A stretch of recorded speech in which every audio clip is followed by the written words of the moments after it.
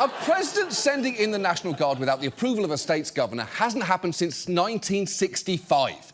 And it wasn't just Gavin Newsom who opposed it. The LAPD chief even said we're nowhere near a level where we'd need to be reaching out to the governor for National Guard at this stage. And for good reason.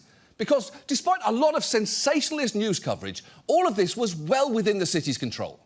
While scenes like this are being broadcast prominently around the world, here's some context.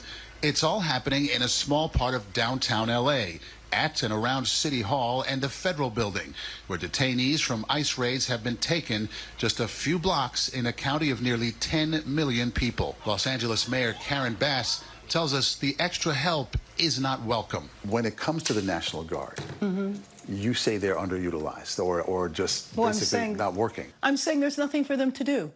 Right.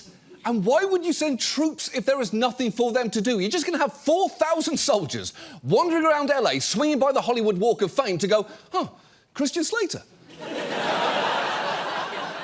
OK. Now, there was some sporadic vandalism and rock throwing and some Waymo cars were set on fire, but those were isolated incidents not at all representative of the protest as a whole. And I'm not saying that those aren't striking visuals. I'm just saying setting a driverless car on fire is not the same thing as assaulting someone, unless we're somehow living in the Pixar Cars universe, where burning one is murder and you'd be condemned to hell by the car pope, a real character from Cars 2, by the way, implying there's car Catholicism, car Jesus, and presumably a decades-long car cover-up of car sexual abuse.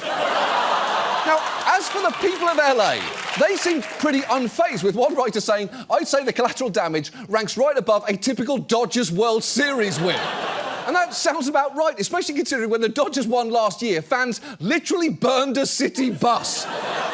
So the federal response felt completely over the top, especially when you consider troops will apparently be there for 60 days at a cost to taxpayers of roughly $134 million. And usually, when that much is spent on something completely pointless, we at least get to see one of the Avengers in it.